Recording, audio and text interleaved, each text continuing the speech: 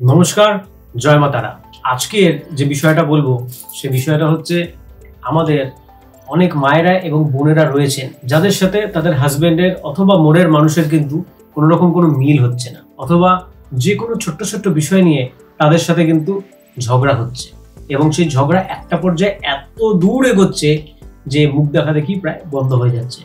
তো এরকম বিষয় যদি হয়, যদি মনে হয় যে আপনাদের মধ্যে প্রায়ই ঝগড়া হচ্ছে সামান্য সামান্য বিষয় নিয়ে, তাহলে আমি আজকে বলছি আপনারা এই ছোট্ট কাজটা করুন। করবার জন্য কি লাগবে?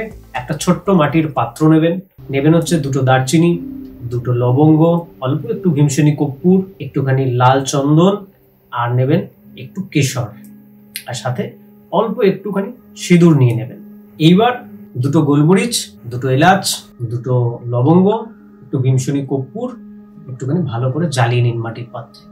জ্বালানোর পরে যে ছাইটা তৈরি হবে সেই ছাইটার মধ্যে সামান্য একটুখানি কেশর, সামান্য একটু লাল চন্দন আর সামান্য একটুখানি জাফরান এটা দিয়ে ভালো করে গুলুন। গুলবার পরে যে কালিটা তৈরি হবে তার মধ্যে মনে রাখবেন এখানে কিন্তু জলের পরিবর্তে ব্যবহার করবেন চামেলির তেল।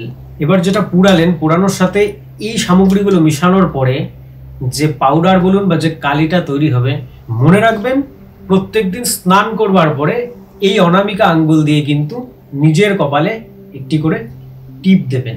7 থেকে 10 দিন এই টিপটা আপনারা ব্যবহার করুন, নিজের বাড়িতেই তৈরি করুন। আশা করি সমস্ত সামগ্রী আপনার বাড়িতেই আছে। যদি আপনাদের কোনো রকম কোনো সমস্যা হয় অথবা যে কোনো বিষয়ে কোনো সংক্রান্ত সমস্যা যদি হয়, আপনারা কিন্তু আমাকে কমেন্টস করতে পারেন।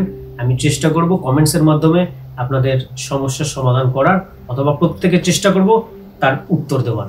নিজে করুন এবং 1000% গ্যারান্টি দিচ্ছি আপনারা এর সুফল লাভ করবেন। ততক্ষণের জন্য জয় মা তারা, জয় মা কামা।